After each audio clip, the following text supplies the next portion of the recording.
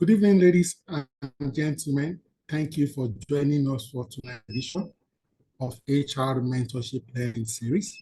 We are blessed and privileged to have as our facilitator, Fola Vivek, and will be teaching us on the topic HR as a leading manager. My name is Oluyemi Adeosun. I'd like to read the profile of our facilitator very quickly. He has over 12 years experience in consulting, performance management, corporate training, and leadership coaching. He has a BS in chemistry education, master's in education in counseling psychology, and is undergoing his doctoral program in personnel psychology from the University of Ibadan. He also has a certificate in business psychology. He's an application reader, Mandela Washington Fellow. In addition to this, he is certified in economic evaluation, global health, University of Washington. He has a mini MBA in business innovation, growth, and sustainability. He's a trained Agile and Prince2 project management practitioner, certified Google data analyst. He's a senior professional in human resource international SPHRI. He's a Maxwell leadership coaching practitioner. He's a facilitator with John Maxwell. He used to be the faculty manager with FCMB Training Academy. Currently is the head learning and performance and culture in human capital with Nova Bank. Is lead consultant Palmera Consults, L&D consultant, previously EZ37 Solutions. Is a training consultant, CPPL, president and co-founder PalmLead Africa. Is the lead faculty and coordinator with Real Success Program, RCCG Network. Speaking to us on the topic, human resources as HR as a leading manager, I present to us Fola Vincent. Thank you so much, Dr. Oluyemi Adeosun. It's my pleasure joining us today. I just want to confirm that you can hear me. Please, if you can, just go to the comment section. Tell us where you are joining us from, your name, and the location you are joining from. So today, we are focusing on HR as a leading manager. So your role actually goes beyond just HR, and it attracts so many things together, and that is exactly what we'll be looking at today. So we have three major course outline: managing and leading people, managing without authority, managing and leading for results. So we're going to look at these three because of our time. We didn't want to expand it beyond that. So here are the objectives. Number one is to equip HR leaders with skills to effectively lead, manage, and inspire people for superior performance and organizational growth. Number two is to develop a result-driven HR mindset, ensuring people practices directly impact business outcomes.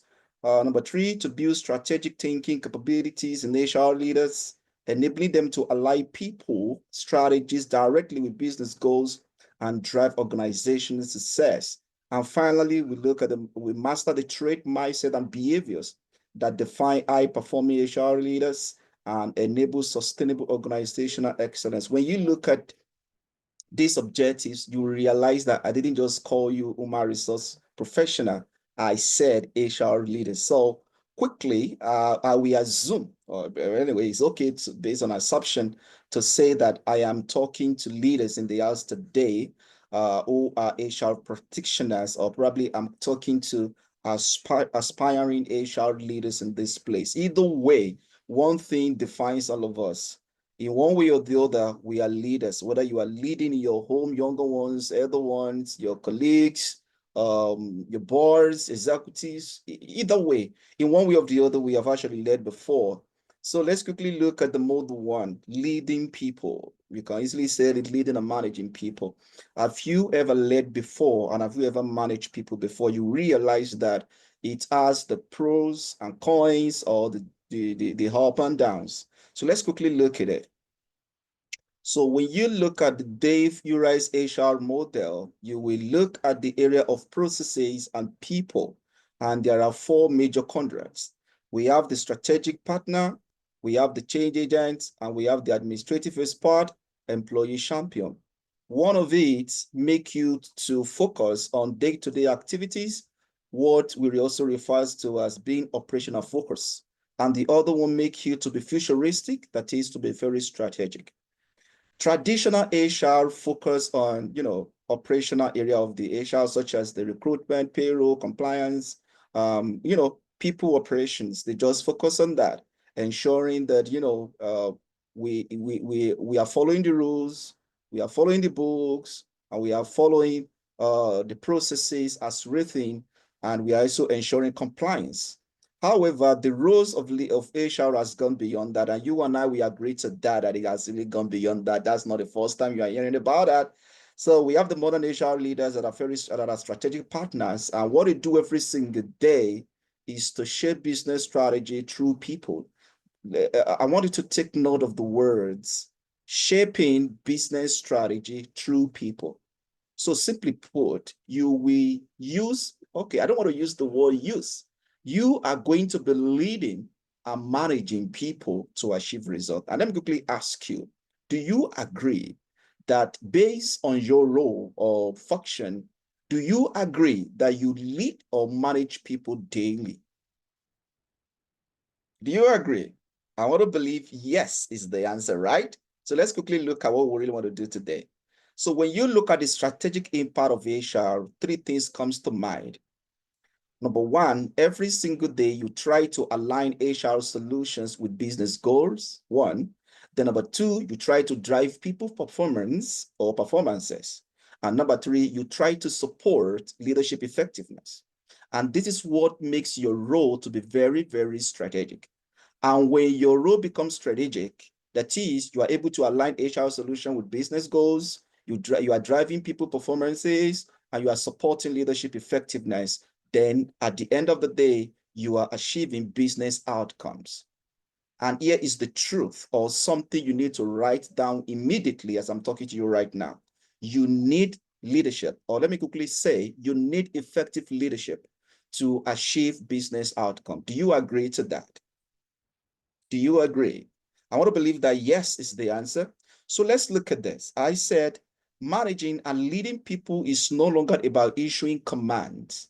It's no longer about following the rules, looking at the processes, being compliant.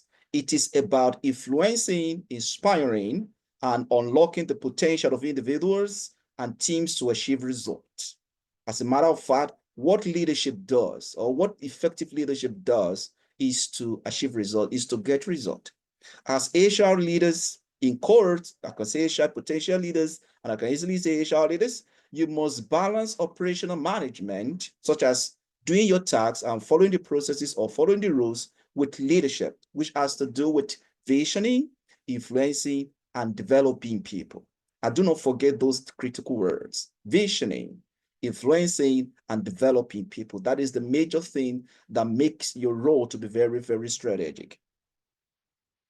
Managing and leading people is the foundation of HR leadership.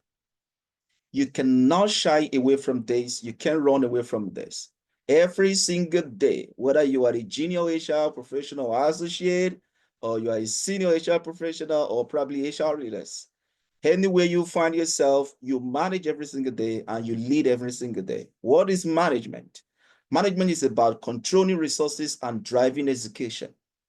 Recently, if not about 4 or 5 years ago, suddenly we saw that finance has gone into the KPI of HR. Let me quickly ask you, can you see that in your KPI? If it is not there, please go and put it. Management is about controlling resources and driving execution, and leadership is about inspiring people, setting direction, and enabling ownership. And this is exactly what organizations, especially the business leaders, executives, the board, want us to do every single day. Today, HR are now invited into the boardroom, into the strategic planning meetings. As an HR leader, you must be both an excellent manager and an inspiring leader. Let's go back to that so that you can write it down. You must both be an excellent manager and also inspiring leader. So what does that mean? We begin to look at all of these little by little so that we can cover all of our objectives for today. So leadership is influence. You should have heard about that from Jose Maxwell. If you are alone leading people, you are just taking a walk. Leadership is influence, your ability to shape employees' behavior and a mindset to achieve business results. And I am choosing my word carefully. I said leadership is influence, your ability to do number one, shape employees' behavior, two, and mindset. To do what? To achieve business result. What we do every single day in an organization is to shape people behavior. And the best way for you to do that is to influence it, is to motivate it. You can influence behavior, you can motivate behavior, and you can sustain behavior, whether it is a negative behavior or positive behavior.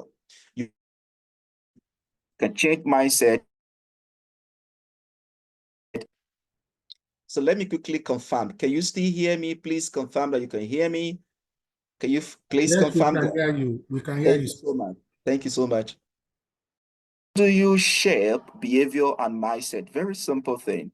And I fall on this thing via the McKinsey, one of these McKinsey articles, and I really want to talk about it because it is one of the model I've been using, and it has been working for me.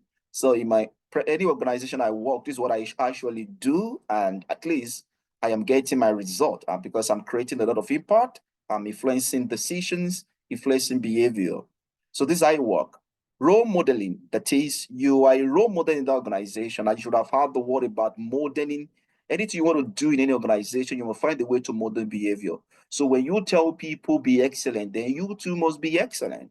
When you tell people be accountable, then you too should be or must be accountable. No matter what you tell people, you must always find a way to do that. So leaders must demonstrate the behavior they expect.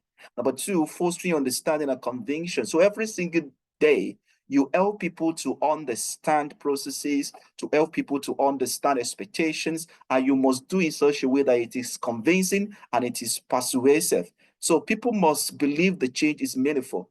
As a matter of fact, you find the way to connect people to the organizational strategy. You help people to find meaning in their work. This is very important. Then number three, you reinforce with mechanism, such as you put system in place, you put processes in place, and you put reward in place. And the reason why you need to do this is because every behavior needs a system. Every behavior needs a unique processes. As a matter of fact, a structured process for them to work. It is not something you do today, you do not do tomorrow. And every behavior and mindset must find a way to be rewarded. So let me quickly go back to your HR processes, HR system, and HR reward that you have right now in your organization. Is it motivating? Is it influencing? Is it cultivating the right behavior? Do not forget the word leadership is influence, your ability to shape employees' behavior and mindset to achieve business result. And to do that, you need to put the right system in place. You must work every single day to put a system in place. And for you to put a system in place, you must have the right policies. As a matter of fact, do not just rely on the HR overall policy, which has to do with the HR manual or the HR policy. You must find a way to create in the standalone policy for rewards, standalone policy for gender, standalone policy for performance, standalone policy for culture, standalone policy for everything that drives performance or behavior and mindset within the organization. And when you do that, you must constantly review your processes, your procedures, look at the rules. Don't just set a strategy which is one fit all. It doesn't work that way because the world is changing, the business world is changing, so also you must change. And at the same time, you must constantly review your reward and you must make suggestions to the board or the top management. You must keep doing this. And this is the way for you to shape behavior and mindset. And the final one, you must keep building skills. You must keep building attitude. You must keep building knowledge, which has to do with the KSA. So people must have the ability to succeed in the new way. It's your job to do that. How people successfully change behavior inside organizations. Just look at this. Don't forget, I have a psychology background, and for the past 6 or 7 years now, at least, I can tell people I am a trained and certified psychology. So, you should have heard about that behavior changes perspective, and perspective impact mindset. And at the end of the day, mindset affect behavior. That is the truth of the matter. And one thing I have not put in that place is that behavior determines performance, and performance determines the result you get. So when you understand all of this, you begin to see the role that leadership plays. It is not until you are the CEO or the board chairman before you can influence behavior or perspective or even mindset.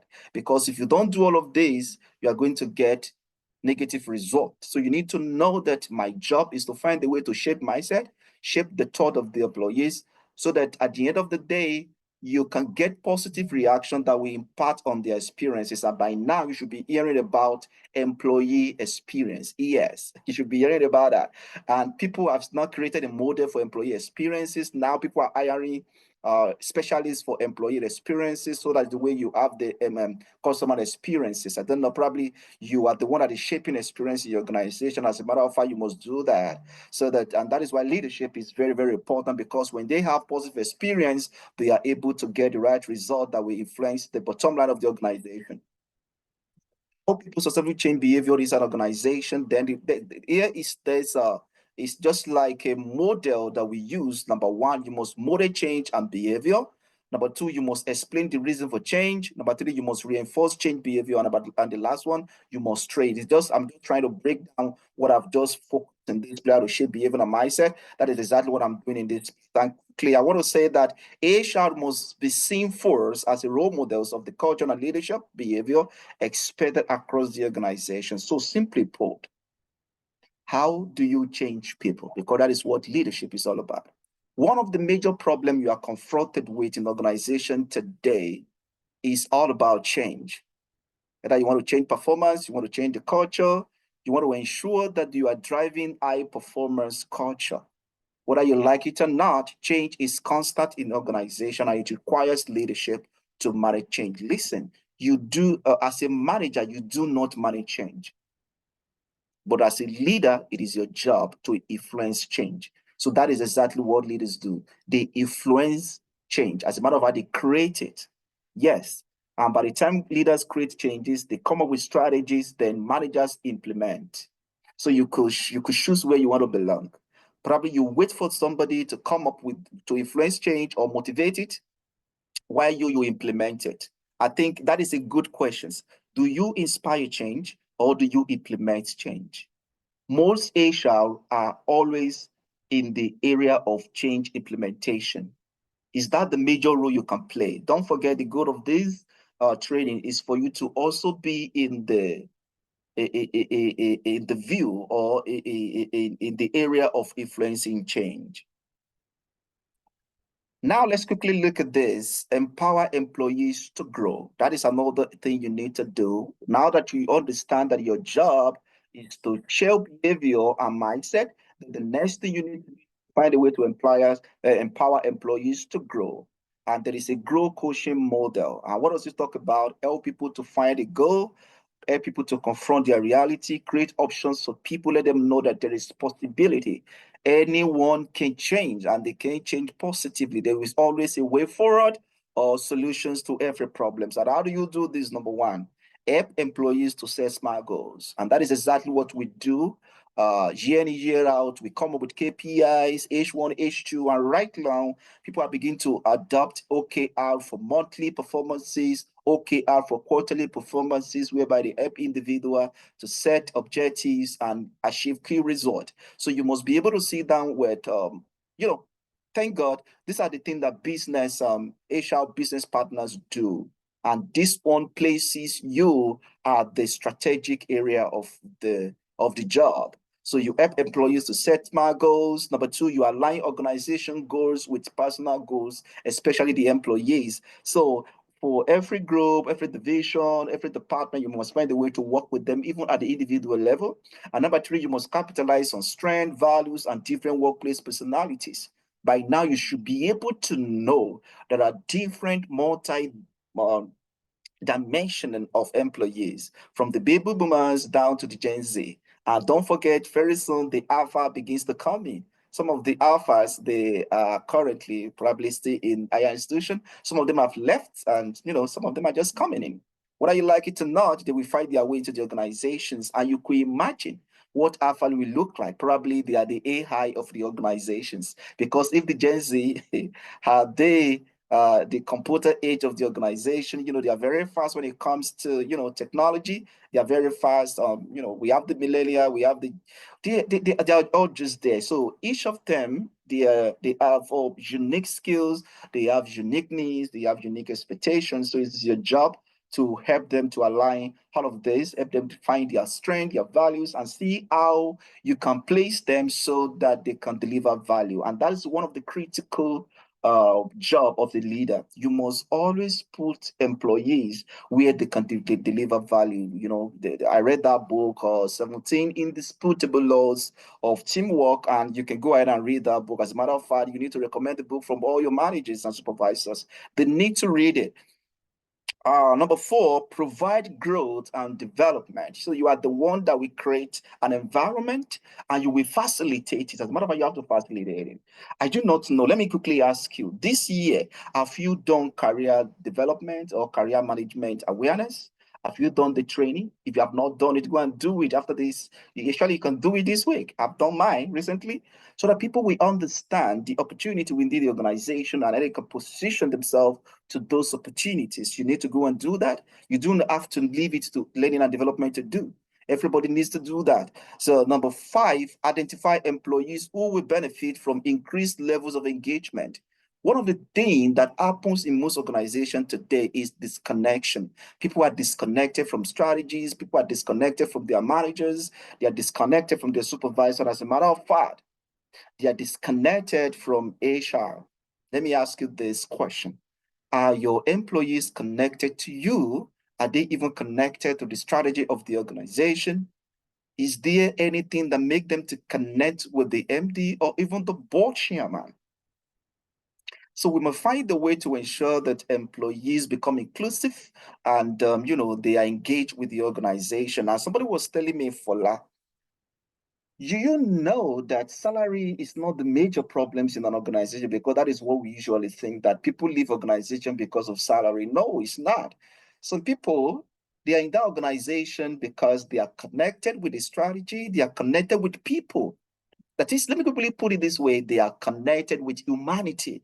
They are just connected. They feel cared for, they feel valued, they are respected, and they can think out of the boards, and somebody feel that, yes, your ideas count in this place. This work-life balance, people feel that, wow, okay, I think I can stay here and grow, especially the idea that I can grow, and they see that the environment is cool for growth. So as HR, this is one of the things you create as a leader or a leader manager. And the final one is you need to find a way to initiate engagement conversation to move employees to a higher level. Yes, let them know that it is possible for them to become the MD of the organization, not just in words, but in the policies, in the strategy created, in the way you develop them for the future, in the leadership pipelines, in the talent management initiatives. Let them begin to see that, yes, there is growth for me in this place. So check your organization. Do you think employees feel there is growth for them in that organization? So it is one of those competitive advantage when you empower employees to grow. Another area of this area of leading managers, which has to do where you lead with people, is to have pride in your work. Majority of HR do not have pride in their work. Have you noticed them? Have you even seen them? Are they in your department? They don't really like this job because our job is like a pastor's job or ministry job, or like a cunning. Most of the time, the management, the board, they throw all of the dead, the mess at us as if we are the problem. And at the end of the day, the employees always see us as the problem. Have you ever gone crazy on this job? I just feel like, wow, it seems I'm going to just leave this station work. Yeah, it happens at times. But one of the things that keeps us going and shows that we are leaders is because we have pride in our work. So we need to be that HR that everyone wants to work with, despite the fact of the up and downs, the odds. If anybody, all the others are against us. So what does it mean to have pride in one's work? So pride is an acronym for one, be purposeful. So you need to find a way to be purposeful. You need to connect your work with purpose. As a matter of fact, I usually tell people, when I join your organization, just know that my role in your organization is like a calling, and I want to succeed. So it doesn't matter what you do, it is my calling, it is my cross. So that is the way I see my job. The number two is R, which has to do with being responsible. Responsibility means you are responsible. No matter what comes your way in that department, you can handle it. You are prepared for change. You have change readiness, leadership readiness. Everything that happens, you are resilient and you're responsible. You have the strategy, even though when the strategy is not working, you can quickly craft another one and make it work. Then inclusive, I for inclusion. Then you have to ensure that you create this kind of atmosphere whereby everybody feel respected, value within the organization. And the next one is D for distinct. You need to be distinct. You need to be unique. As a matter of fact, when you're an organization, they need to see that, yes, Tola is here. Tola is just unique in the way he handles one or two things. It could be recruitment, it could be performance management, it could be L&D. You are just distinct. You are unique. You are an expert in what you do. And the final one is being ethical. As a matter of fact, like I am an advocate for leadership, ethical leadership. You know, if you go to my LinkedIn, I've been calling for it. I've been advocating for it because, and one of the things to have this issue of ethical leadership is to ensure that the right people are placed on the right role, and we help them to grow. We make the right decision, even though when it is tough. We can always make the right decision even though when it is tough. Let's quickly move to the next one. You, as a leading manager, you have to find a way to build trust, credibility, and respect. And you know, I came up with these 4 stages of leadership trust. As a matter of fact, you've got to come up that where you are trusted. You are a trusted HR to the board, trusted HR to management, trusted HR to the employees. And somebody is asking now, Fola, is it possible? Is it possible to be a trusted HR to everybody? You know, you can't be loyal to all of them now. Yeah, that is why you are in this training. You have to find a way to balance it. You have to be a trusted HR to the employees and also a trusted HR to the management and the executives. And how do you do that? Number one, always create the right impression. When you talk about impression has to do with the service you render. Okay, so when you have the opportunity to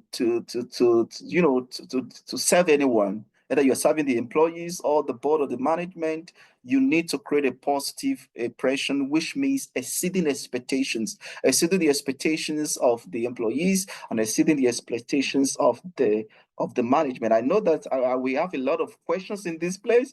I mean, people begin to ask me that, how do you do that? Don't worry, we are going to answer this question here today. I have a lot of people here that we help us to see how we can create false impression. We can keep managing impression. Okay, let me quickly say that beyond creating false impression, you must learn how to manage impression.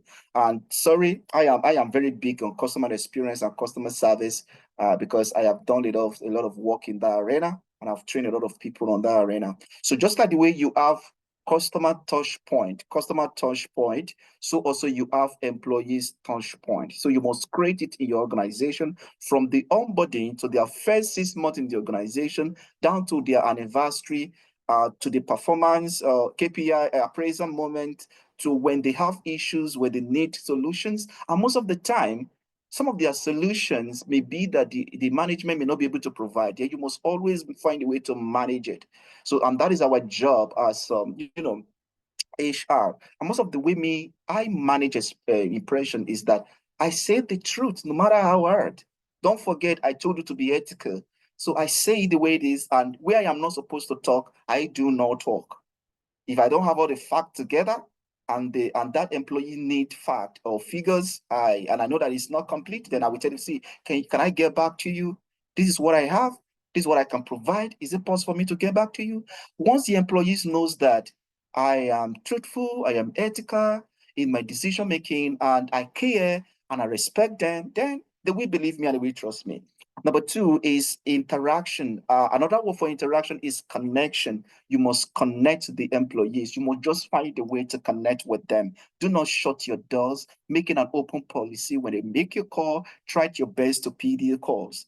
Number three is direction. You must always work with the executive and management and communicate the direction of the organization to them. As a matter of fact, we play a major role in strategic communication. I call it strategic communication because it makes a lot of sense to me when you are able to communicate the strategy of the organization in a well-articulated way, and you are able to come up with HR strategy and you communicate it, everybody within the organization, they understand and they're able to trust the process and the system. And the final one is consultation. Whether you like it or not, you are a consultant in that organization, probably a consultant to the employees or consultant to the management or even all the leaders within the organization. Every single day, I ensure that I connect with the leaders, with the supervisor within my organization. I try my best, especially those I know that we need my support. We also need my industry expertise. So these are the way for you to build trust, credibility, and respect.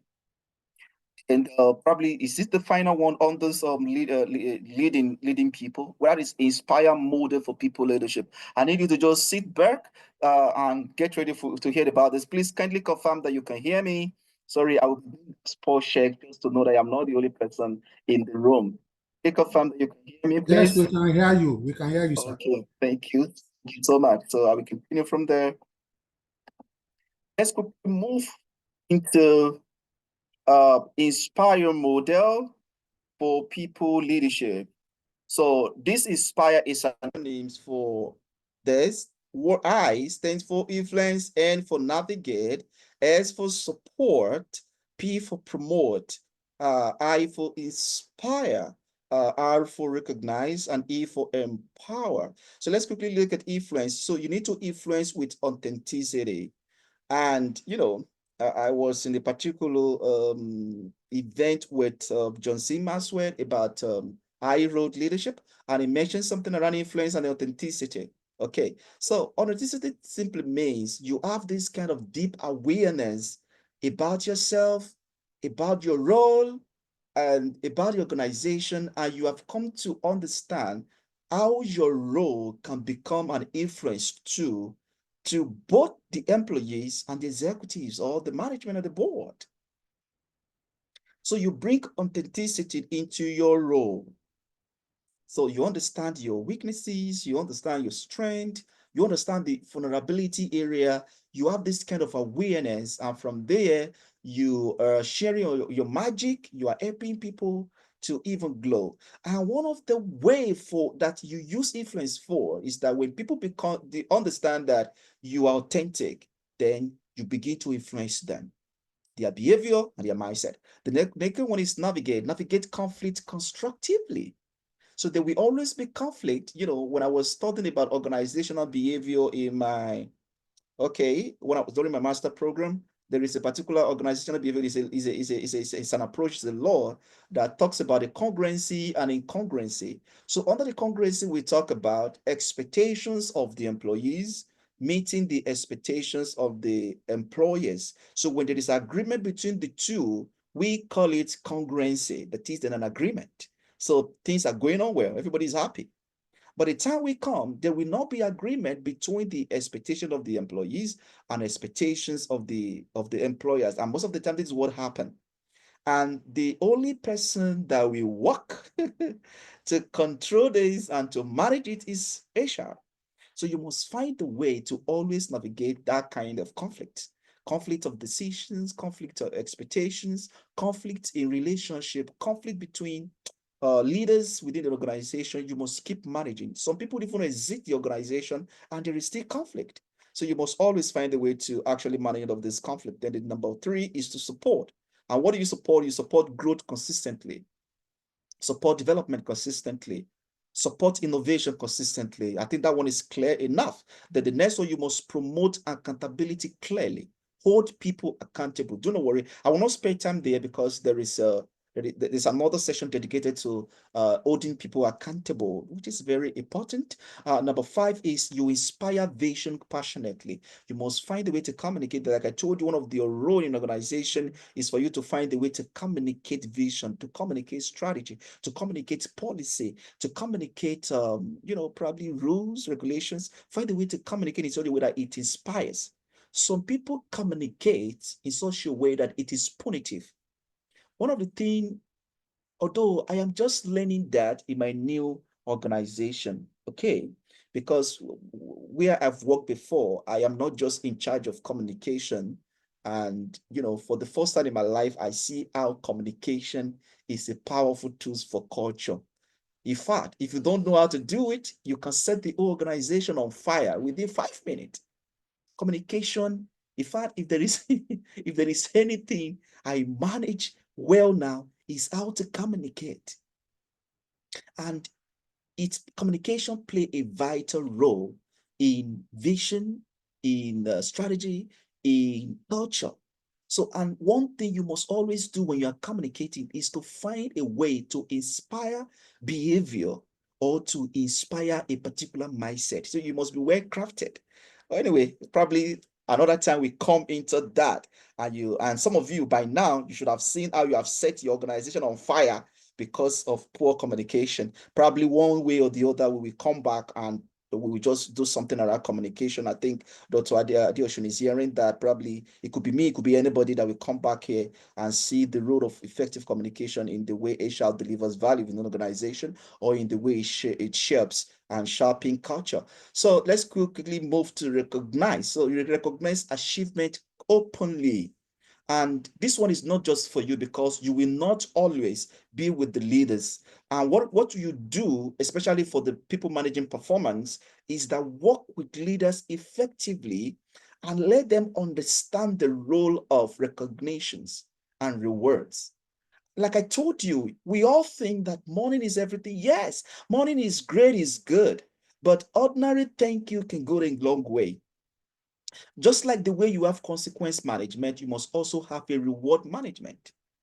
And what some of this recognition and reward management is about, coming up with something that helps us to value the input of the people. The input of, it could be corporate input, or, and it could be individual. So you must always find the way to recognize achievement openly.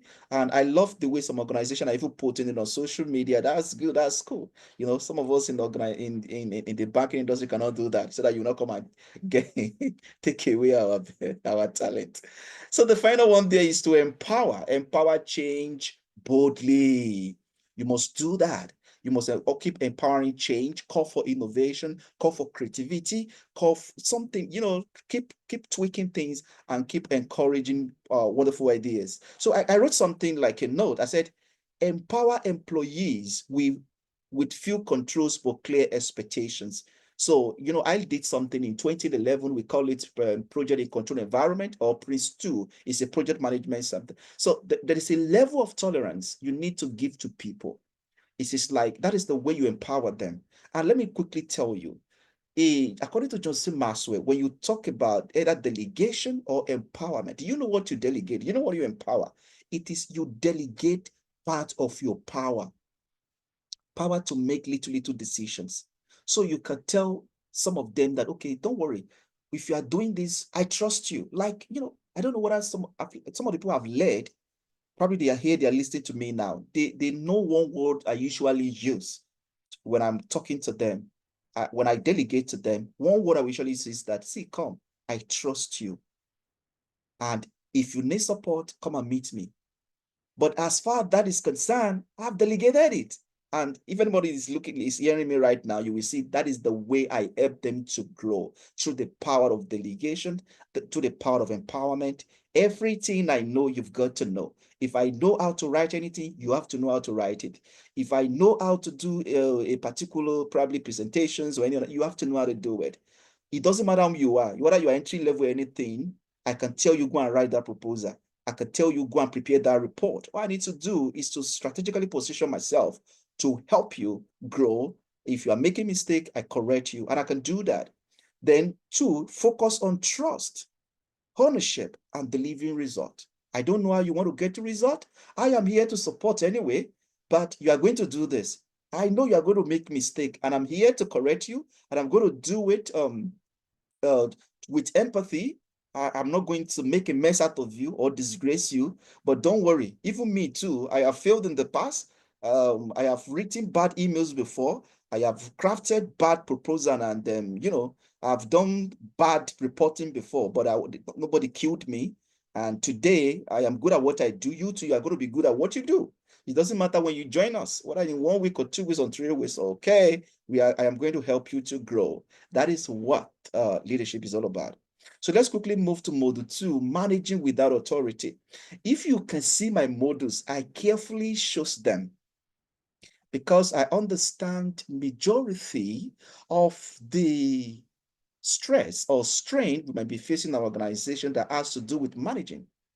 And most of the time, it is not managing people under you. It has to do with managing people that you don't even have power over. Your director, probably most of the time HR reports to the director or even directly to the MD. I don't know whom you report to, but it can be tough managing up. And at the same time, it can be tough managing around. So quickly, I spoke about managing without result. So we'll be looking at managing without authority in different ways. You can manage down. That one requires authority. That is, managing down requires authority. And that is why I black it off so that you will know that that's not where we are focusing on. The second one is managing up, that is leading and managing your boss, executives, or supervisors. And I know some of you are finding it difficult to do. And the final one is managing around, that is managing and leading your peers. Let's quickly look at how we can do that. Now, there is something I want to say here. You may be wondering, why did I even put it? But listen, by the time I read it out, you will understand why I have to put it. Once we label a whole person as difficult, we lose our ability to make strategic choices about the actual behavior that is a problem. I have worked with many HR and they have labeled their bosses or their executives as difficult to work with. And I have looked at everywhere I've worked. Yes, there is a perception that they are difficult. But by the time I get close to these people, I realize that they are not difficult. All we need to do is to find a way to influence them. If you are working with a choleric, it's a different ballgame. If you are not proactive and excellent at what you do, it is going to be very difficult for you to work with a choleric. They are going to make mess out of your life. And they are going to ensure that you hate the job. That is the way choleric are wired, except those that have done emotional intelligence or that have done leadership and they know how to manage people of different personalities. It's like all my life, they have wired me to be working with choleric. At least I only work once with people that are not choleric. Okay, once, okay, twice with people that are not choleric. I always find myself working with choleric. My first job was with choleric. I almost died within 3 months. I wanted to quit. If I matter of fact, I wrote my resignation letter about 20 times in that organization before I finally left. And today we are best of friends. As a matter of fact, I left like after, is it 3 or 4 years where we get to know each other very well. Currently now the man is in Canada right now, and we still spoke. So I think what I want to tell you now can actually help you, if not at least support you to work with your difficult bosses.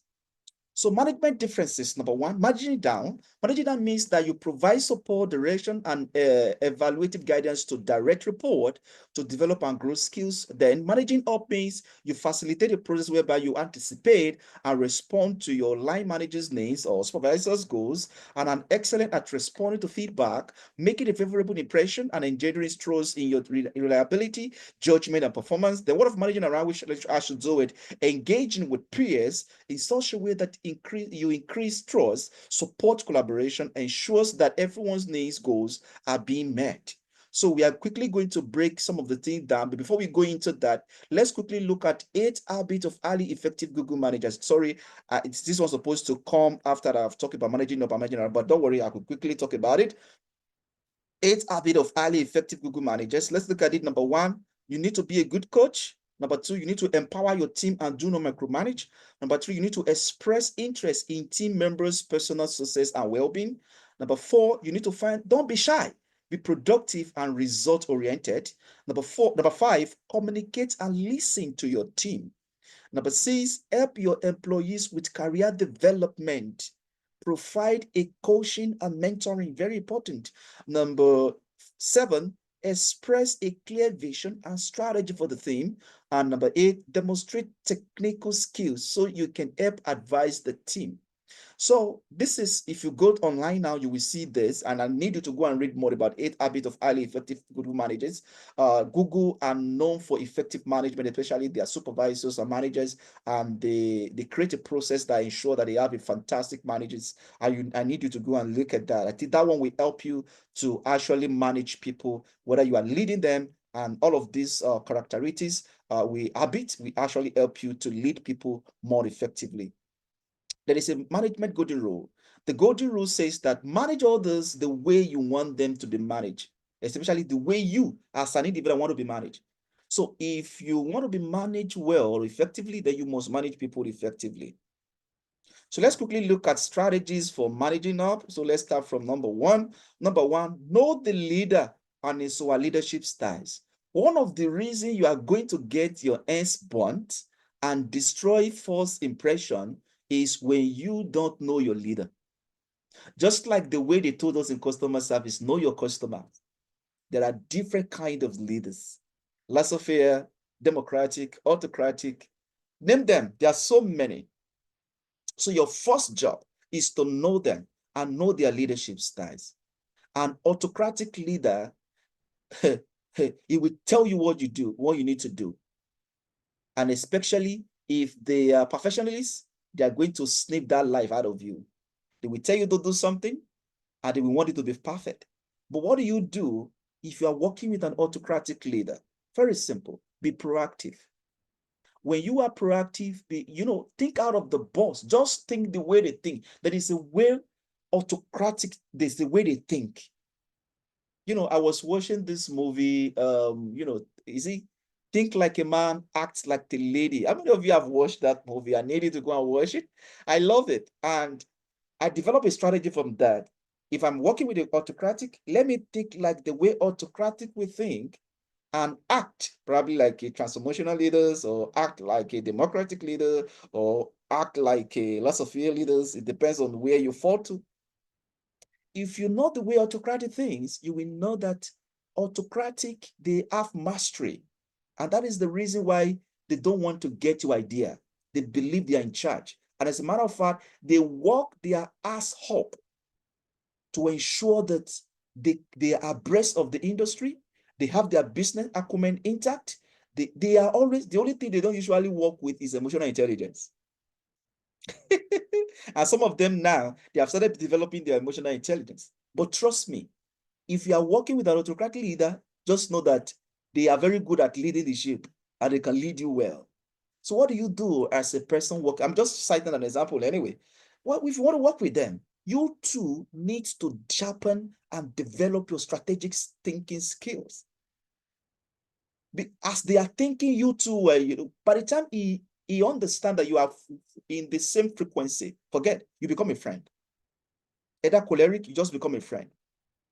For a choleric to say well done is always tough for them, because anything you do is not the best.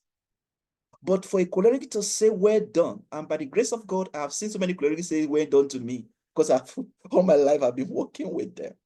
And I know the best game for them. Be ahead. You have to outsmart yourself. You have to outwork yourself. You have to outperform. That is the only best way you can get ahead with a choleric and autocratic. I've just used that one as an example. So understand their leadership style. If possible, after now, go and read about them. It's another course on the zone. It's another training on the zone. Probably somebody will come here and do something about that. Recognize your supervisor or manager's pet peeves, pay point, what gets them angry. Another way of saying it is that they are human. So there are times you must understand what gets in their ways and find a way to ensure you don't enter that kind of pot. There is an angry pot, and there is a, how do I put it now? There is a friendship pot. So you must be careful how you fill their pot. Make your leader shines. This is my own personal rules. Anybody I ever work with, I must ensure they shine. I must ensure they succeed. and I want to say this so that it can help some of you. Do you know there are some leaders, they have what we call, how do I put it now? They have trust issues. If you are working with a leader with trust issues, oh my God, you can be in a lot of problem. You can be in a lot of problem, in a lot of mess. But the only way you can show a loyalty to a leader that have trust is when over the time he or she has come to understand that you have his or her interest at heart, and you must demonstrate it through communication, through actions. Anything that will lead to him or her doubting you must be avoided. That doesn't mean you should be doing eye service. No, it's just take you back to the first one. Know them. That is what it means. Number 4, stay on the high road. So there are times they will get at your nerve. As a matter of fact, you will want to just quit. They will make the life difficult for you. And as I'm talking now, some of you, that is exactly what you are facing. That is exactly what you are facing. That's exactly what you are facing. So you must always stay on the high road. And how do you do that? To behave in a moral way where other people are not behaving morally. Learn to say, I'm sorry. Show empathy, which is very, very important. Number 5, maintain clarity of vision and goals. Don't let them remind you. Don't let them remind you of the strategies. Don't let them remind you of the work plan. Don't let them remind you all of those. As a matter of fact, be the champion. You champion it. And now, don't forget, as you are also doing this for your supervisor and line managers, you are also doing the same for people that you are leading. Communicate, speak up, and listen. Be confident without being arrogant. I deliberately put the word without being arrogant. Some of these leaders, they hate it when you are arrogant. And as a matter of fact, somebody was saying, there's a management rule that says that management are always right. And when you think that they are wrong, then you must listen to them because they are always right. Those are the 2 management rules. Number 1, management that are always right.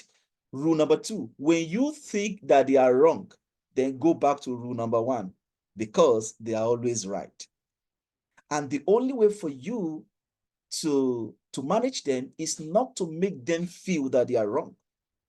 All you need to do, whether you need to write a little proposal and give it to them and show them that, oh, I did a little research. This is the outcome. I would like you to read through. Please advise me. You know that recently, by the time I am rounding up my email, I will tell my leaders, there's a level you get to begin to you begin to have email correspondence with executives. I will put it, I will say that thank you for your leadership and further guidance in this matter. So even though you are going to say, Fola, what is the meaning of this one? But you have already seen, I've put there, thank you for your leadership and further guidance on this matter. Oh my God, this guy is a politician. I learned those things. When I discovered that, I will begin to have an email interaction with executives, and there is a way they think. So I begin to learn all those things. I love this one. Connect, celebrate, and understand boundaries. Listen, do not be a leader without boundaries. If I enter any organization, I'm leading anybody, I'm working anybody, the first thing I do with them is to set the boundaries. Because if you don't set it earlier, you will just get at the toes of everybody. You must know whom I am, what I stand for. That doesn't mean I cannot undo issues. That doesn't mean I can't manage conflict. That doesn't mean I am not human and I'm not vulnerable. It just means that we need to set boundaries. Every team, every department must learn how to set boundaries.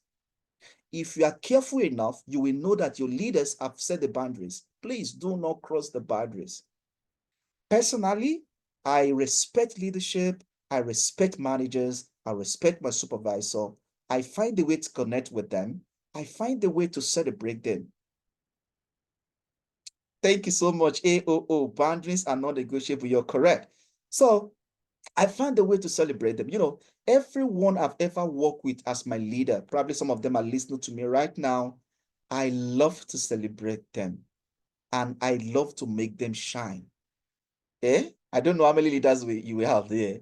Please drop in the comment section. when people connect with you genuinely, they celebrate you and they understand and respect your boundaries. How do you feel towards them? Put it in the comment section. I'm talking to the leaders in this place.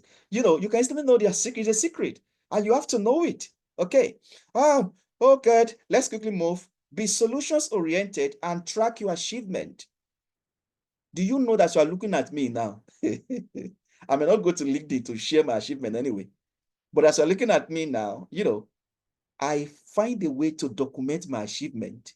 As a matter of fact, I have a work plan, and everybody reporting to me, I tell them to have the work plan. As a matter of fact, I will share my work plan with them so that I can influence it so they can be having a work plan too. Because it is from your work plan you will turn into your milestone and your achievement. And at the end of the month, send it to your leader. Because do you know, some of you, your leader think you are not working until you know how to document your achievements at the end of the month or bi-monthly or quarterly. Find a way to document and send it to them. Dear sir or dear Wally, depending on the policy in your place, I am so excited working with you. The past 1 month has been nothing short of amazing. Here are the things I have been able to work with you, and under your leadership, I have been able to achieve the following. Just send it. That leader will never think you are not working. Some of you now, there is nothing a leader can write about you because they think you are not working. Never present a problem without also bringing along a couple of well thought out solutions. Some of you, the only thing you ever think of in the organization is problem. Every time there is a meeting, and that is why I love this man. You see John Weck, what do you call it now? General Electric manager, a popular management expert like that. Jack Welch. Jack Welch. Yes, Jack Welch. Thank you so much. He realized that anytime they're having a meeting, all managers will bring problems. And instead of them, you know, solving problems or try to like move ahead in the organization, they don't realize that they are always, everybody just coming with problems. Then suddenly he put a rule in place that anytime you are coming and you have a problem you are coming with, when you are coming with that problem, come with solutions. If you don't have solutions, do not come to the meeting to come and present the problem. Then suddenly they began to have a headway. So you can also turn your organization like that. And you as an individual, when you go to a meeting, don't go there and begin to talk about problem without putting solutions. Tell them, articulate it. I have identified this problem, and these are the solutions I'm proposing. And there is a rule of thumb in Prince 2, where you want to provide solutions, don't provide one. Provide at least 2 or 3, and give everybody opportunity to choose their solutions. That is how do I put it? That is a strategy for one person here. Be resourceful. I love this one. Me, in fact, before I go to that meeting, I want to ensure that I have something to present. So I will read about the agenda. I will articulate so many things. And by the time I'm in that meeting, I begin to contribute. So don't go to a meeting without you contributing. Strategies for managing around. Now you are managing colleagues, people you are in the same role or anything, you are on the same ladder, you are managing them. So clearly communicate your intentions and goals. So we are working with your colleagues, person you are under the same grade categories. You must manage communication, your intentions and goals. You must learn colleagues' communication style, just like the way you learn that of your leaders, and respect their boundaries. Build a personal connection to establish trust, comfort, and at times, I love to use the word connection. So I think I learned this from, is it KPMG now? There's a program they usually do. They call it connecting people with strategy. I love that program, and it is from there I learned that before you can even lead people, you must connect with them. And the best way for you to connect with people is through establishing trust, building rapport with people, understand them, connect with them humanly, understand territory and boundaries, any relationship, seek win-win solution and collaboration. Some of us, we are too competitive. And every time you think that somebody wants to take your job, oh my. No, now it's not like that. Collaborate effectively, get results, because the team win. It takes the team to win championship, not individual. So you collaborate, contribute to colleagues' victories with no agenda of immediate reciprocity. When they need support, render support. Help colleagues solve problems which may not be your own. Use abundance, not deprivation mentality. Some of you are very good at scarcity. You will hoard information, you will hoard strategies, you will hoard solutions, you will hoard ideas. At the end of the day, you die with it. Nobody benefit from you. Don't be like that. When you are in the room, let them know you are there. Shine your magic. Share it with everybody. You know Excel, teach them. You know something, how to do something, teach people. Create a knowledge sharing session in your team and be ready to teach them. Deal with conflict respectively. Don't avoid it. Some of you are good at avoiding conflict. Don't do it. Conflicts are to be resolved and not to be avoided. So let me quickly say this. You can put it in the comment section.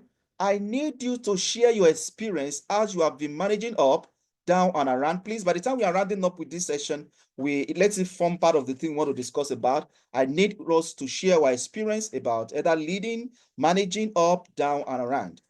Here is the last module for the day, managing for result. So managing for result is about translating goals into measurable result, ensuring that effort leads directly to business outcome. Number two, you will need to develop a result-driven HR mindset. I love the way I put it in white. Result-driven HR mindset, ensuring people practices directly impact business outcomes. So anything that you do, the strategy, anything that you come up with, it must deliver business outcome. Here are the McKinsey 7 framework, and I will tell you what you need to focus on really.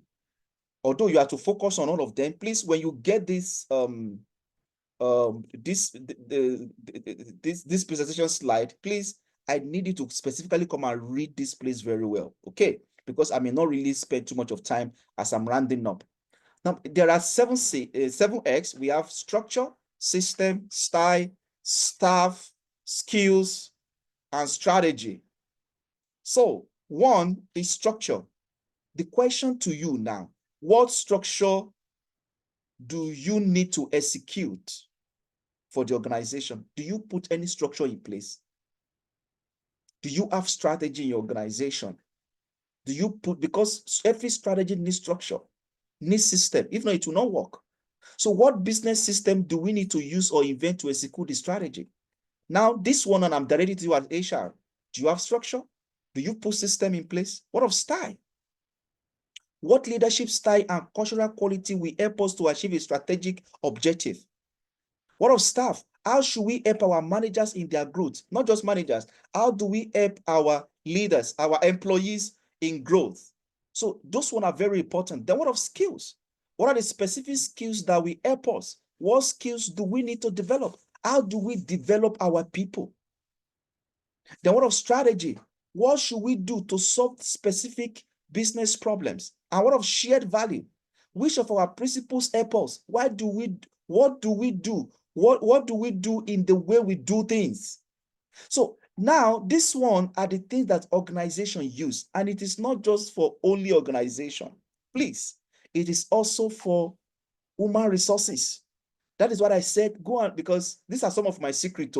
When I'm asked to create strategy for people strategy, this is what I follow. This McKinsey 7 framework. So by the time I create my strategy and send, hey, followers, come, oh yes, this is what I just follow. Structure, the one that focus on structure, the one that focus on system, the one that focus on style, the one that focus on staff, the one that focus on skills, the one that focus on strategy, and the one that focus on shared values. How to drive result. Quickly, I will run through it. Number 1, set clear expectations. So what it means for all of us at the beginning of the year, every one of us, there is a KPI. It must be clearly communicated. As a matter of fact, in fact, I'm remembering something now. You have to go back to your organization, ensure that 2025 KPI is clearly communicated. Follow up with your business leaders and ensure that they also have KPIs meetings with their people, so it's clearly known for everybody. Set smart goals, drive accountability. Number 2, managing performance under pressure. Help employees find solutions to problems. That is the only way to manage performance under pressure. Always help them to find solutions to problems. Number 3, play to employees' strengths rather than their weaknesses in work assignment. So what it means is that And this is where organization comes in. You must identify the unique strengths of every employees and post them where they can deliver values. If you know a particular task will mess up a particular employee, don't give the person until you have trained that person so that they will be able to deliver exceptional work in the task that you give to them. So it's just like, you know, somebody is very poor in Excel work, and you give the person Excel work, and you know that this person is very good in crafting emails.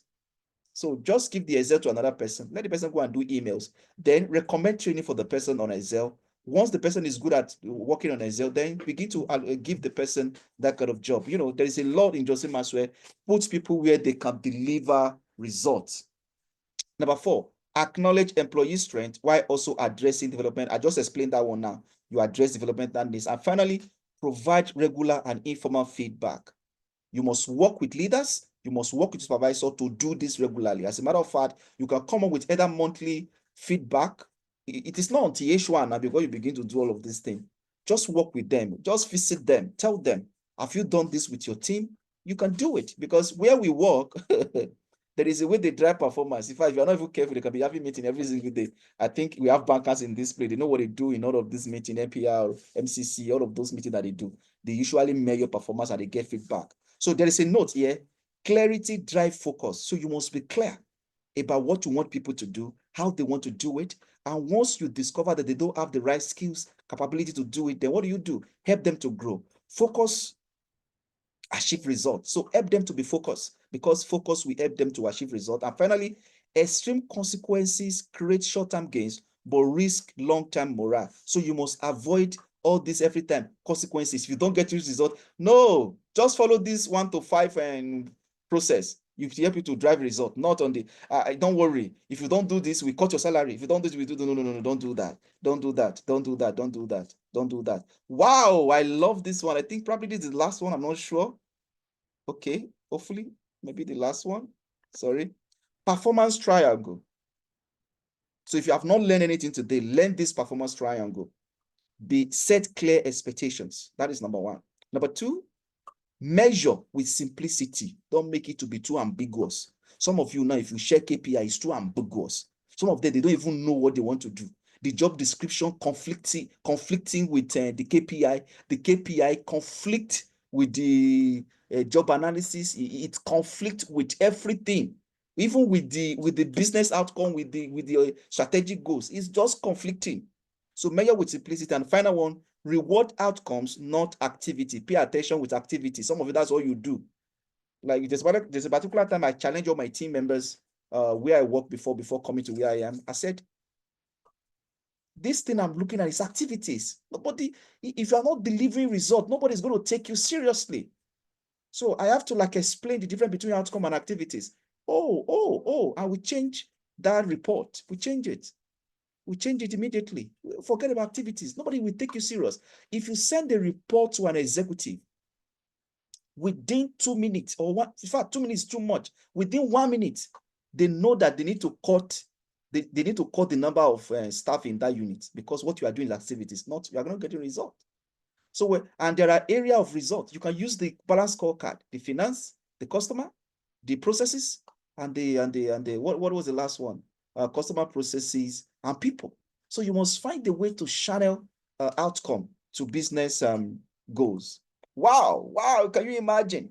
We are done. I want to say thank you to everyone that have listened to me today. And if you can still remember, we have done a lot today. I'm just trying to go back to the beginning. We have talked about HR as a leading manager, and we have been able to look at managing and leading people, managing without authority, managing and leading for result. So what we are going to do right now is to welcome questions, and I know that you are going to get answers, or we also welcome contributions, and where possible, there is a particular way I said, how have you been leading and managing up, down, and across?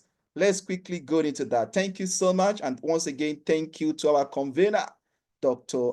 Oluyemi Adeosun. I rest my case here. Thank you, everyone. Thank you so much, sir, for that excellent presentation. If you'd like to make a quick contribution, comment, or want to share experience around the subject matter, or you have a quick question, please, if you raise your hands, we'll grant you access to unmute and make your interventions quickly. You can also, on the alternative, drop your questions or comments or thoughts quickly on the chat box, and our facilitator will read them and respond or react as appropriate. We want to be out of here in the next few minutes so that we can catch some rest ahead of tomorrow working day. Thank you so much again. Excellent presentation, excellent delivery, brilliant contributions. I see quite a number of people already either using the emoticons or emojis or expressly saying thank you. Thank you. You're welcome. We are waiting for any hands. Thank you, Motayo. Thank you, everyone. Sarah, I love that. I love the feedback. Thank you, everyone.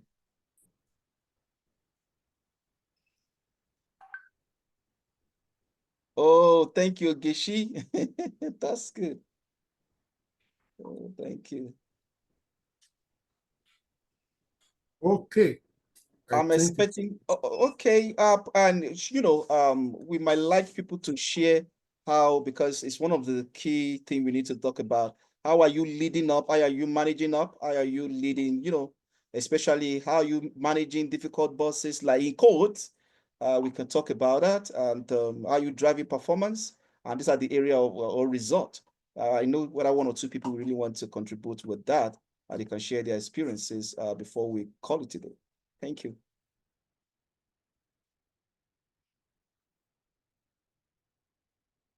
Thank you, Okan Ogeshi. Anybody that want to contribute? Thank you, Abidu. Olawumi has his raised. Shagun, you have the floor, please. Hey, Tunde Malik, it's been a long time. Long time, rather. I think Olawumi, you can speak now. You can speak. Hello. Good evening, everyone. Good evening. Good evening, sir. Thank you very much for this opportunity to have this. Sorry for distraction. Currently on the road. Thank you for this insightful lecture and eye-opening section. I just have one question in regards to my personality, and let me say in regards to the fact that I'm just new in this role of HR. So my question is just like this. I studied myself, my personality, and I realized I'm a kind of person that I love to accommodate people. And I believe HR is part of accommodating people. But also in that line, I tend to realize that too much of, as an HR, too much of openness can bring in issues for your team and for the people that you're leading.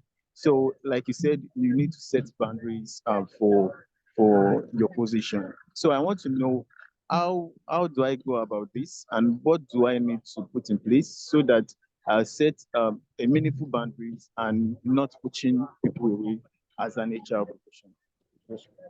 Thank you. Okay, I think let me quickly respond to that.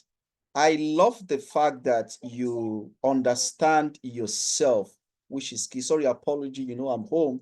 You might be hearing some of my kids talking at the background.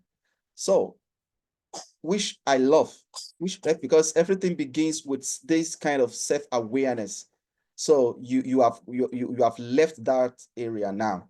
So you have the self-awareness, you know where all the strength is, and you know where the weakness. So what you want to do now is to bridge that weakness. And one of the things you can do is to clearly document those areas you want boundaries to be around. Are you getting me now? So what it means is that what are the acceptable behavior? Because everything is about behavior.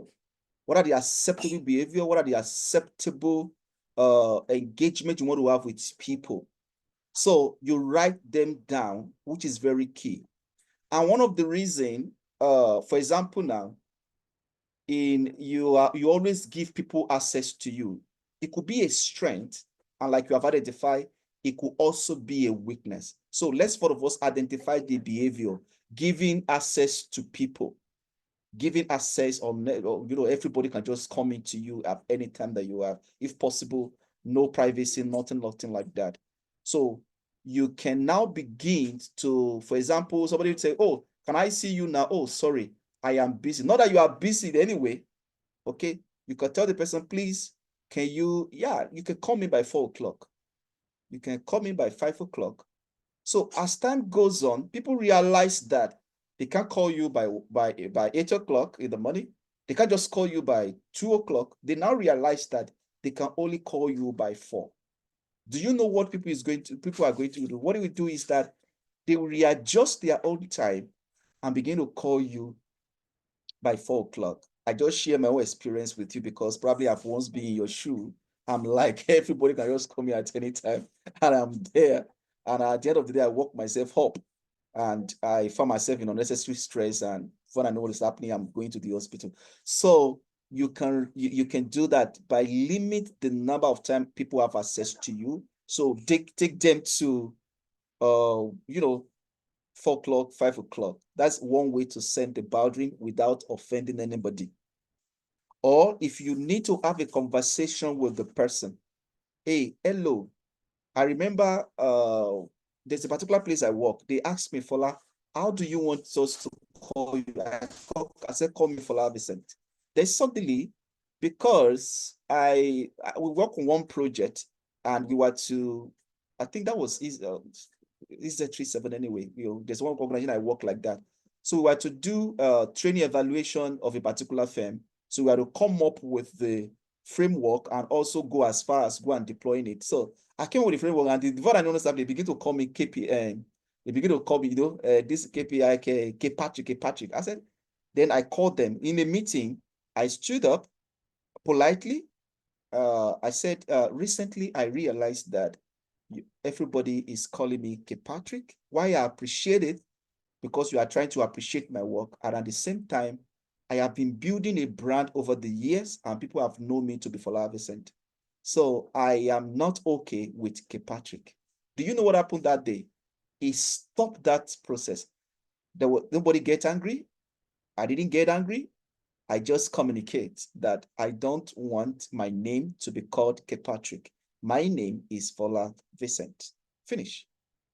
So the way and the manner you communicate that behavior is very important. So you are not going to attack anybody, but you're just going to communicate by addressing the behavior. So the same way you want to give a feedback to people.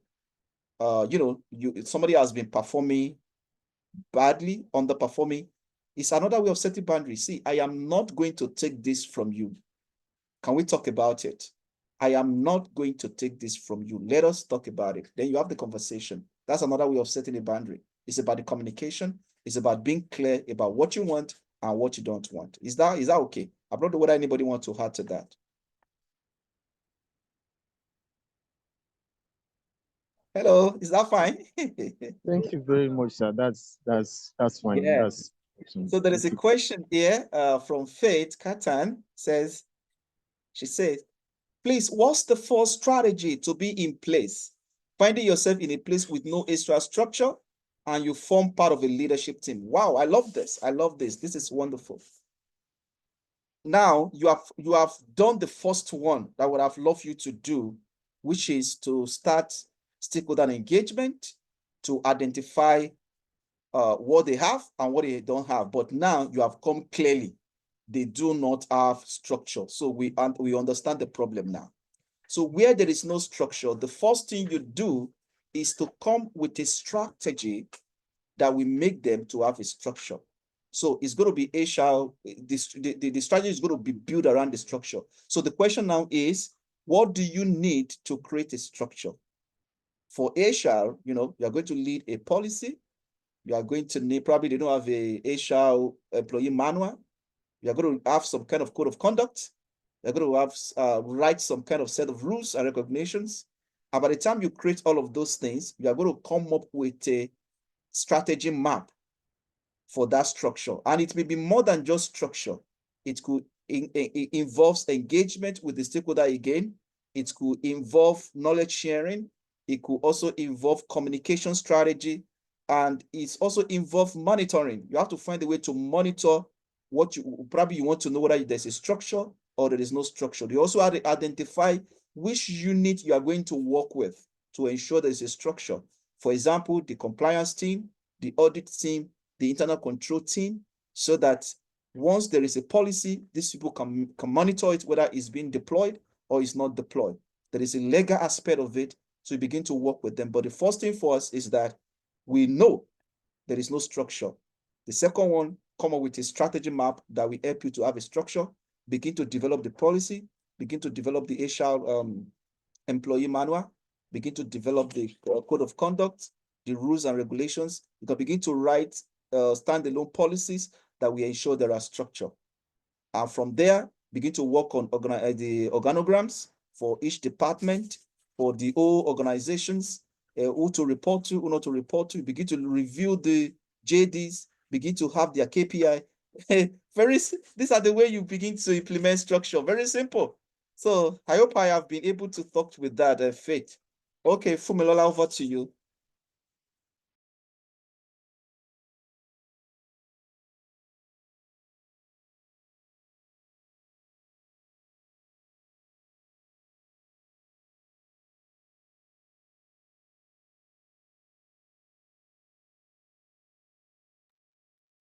Fumilola, you might need to talk. There's a possibility you have been given access to talk.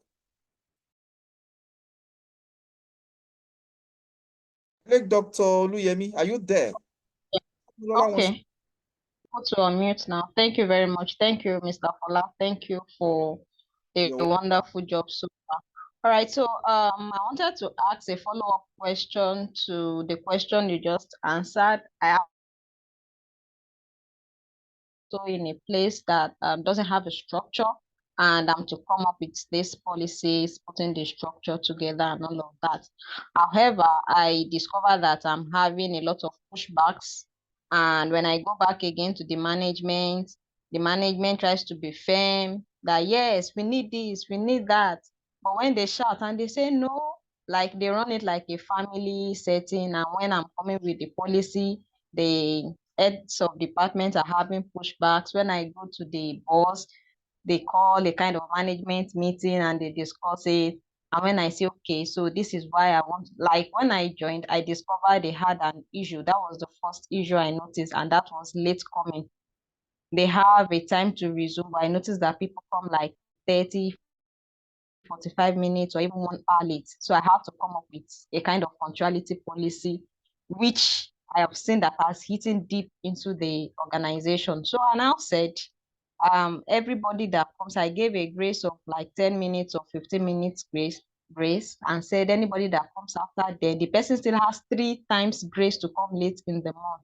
But after 3 times, there will be deduction of salary at the end of the month. So I sent it to management for approval first before sending it to the employees. When I sent it to the employees, there was a lot of noise. No, this can't take place. So they brought it to the management meeting. That's the heads of department. So the boss was like, yes, we need this. We can't continue like this, blah, blah, blah. When they started shouting, the management was like, yes, I understand. It's not just for now. It's for future, this and that. So I had discussed prior to that meeting what we were going to use. Were we going to use a logbook, or were we going to use this biometric machine and that? So management said we should use logbook. I then discovered that this same set of people refused to write down their name. So it's a kind of roadblock for me. The management, that's the boss, is neither here nor there. When I say I'm bringing it, they say, yes, fantastic, this and that. But by the time those one shout, it's like in the middle and say, yes, I know that you do your job when you're supposed to do it. So I really don't know how to handle the situation. That is one. Then number 2, like I mentioned, they are like a family there. And I remember when you were teaching, you said conflict is not to be avoided, is to be addressed. So I have one person who is facility and logistics. I have the other one who is facility and procurement. They are always clashing. The other time, they were at loggerheads and they were shouting, this one is saying this one is saying that. The other one is saying, no, you are not my boss. I don't answer to you. Why will you be giving me tax and all of that? I heard the shout. They are two grown men. I expected more from them. But me, I just joined the organization, and I'm a lady. How will I, go in between the both of them? So I just did hear nothing, say nothing. Please, I'm still studying the organization. Then one came back. I said, didn't you hear that we were fighting? I said, why will you be fighting? Is it good conduct in the workplace? The other one too came and said, so did you hear how he spoke to me? I said, And then you people should settle your difference. because of So time, I I just think. want, Hello, Fimla, can you hear me? yeah. You are trying to lay more emphasis. It has to do with attendance. It's just issues generally. So there are a few ways to all of that. Now, and whether you like it or not, what you want to manage is called change. I like to just ramp it around that. There is a behavior you actually want to change. And let me tell you something. Anything the management or the leadership permit will keep happening. So the only reason you are not succeeding at that now is because probably the management has not really approved it, or the leader that say you should go and do it, or they want it, they have not really approved it. So the question I would have loved to ask you is, have you gotten the approval? That's one. Are they involved? Have you communicated it to everybody? Then the way you talk now, there is a possibility that although you said there is no structure, no probably there are no sanction grid, there are no anything, people don't have access to it. So you might need to communicate all of that. But the first thing first is that write like a memo or policy or something and send it for approval. So once it is approved, communicate it to everywhere. Are you getting me now? And if it's actually approved by the management, and I know what I'm saying, if there's no body language that it is not approved, it will be successful. Then I know that your manual is not going to work, because if somebody like me now, probably I come very late and nobody is monitoring it, I can write that I didn't come late. Who is going to monitor that one? So if they are ready for it, they can use, how much are they selling some of these biometric and thumbprints? Some of them probably 200,000 or 400,000. They can deploy it and it will work. So that is the only way for you to know that they are ready for it. They are ready to also invest in it. So if I said we are doing something and I want you to invest in, you are not investing, that means you are automatically telling me you don't want it. So in this age, I don't know. I know that attendance is good, but how does it affect performance? So people can stay in their house and get things done. So you have to work with them. Know that they don't do that manual. It's not going to work. Anyway, another person can talk to that. We have some brilliant people in the house. So Thank you so much. We Yeah. need to call it a wrap. This has been fantastic as always. But some of us always have to be here. So we need to be mindful of everybody's time, especially those who have to be here, who don't select webinars. I attend every webinar, but it's okay. Let's quickly take Laja and we take our closing appreciation. Thank you. Thank you so much, sir. So I wanted to add to what Mr. Fol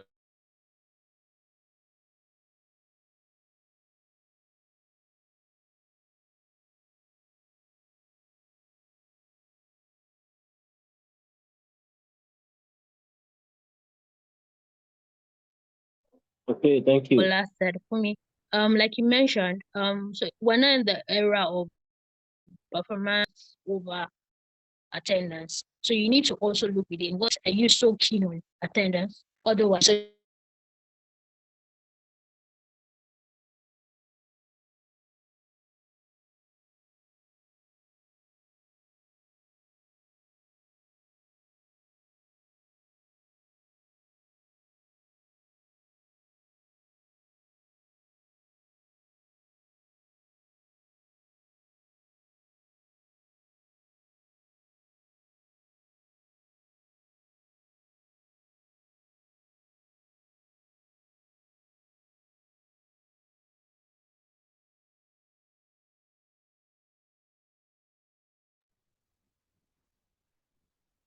All right, so let's just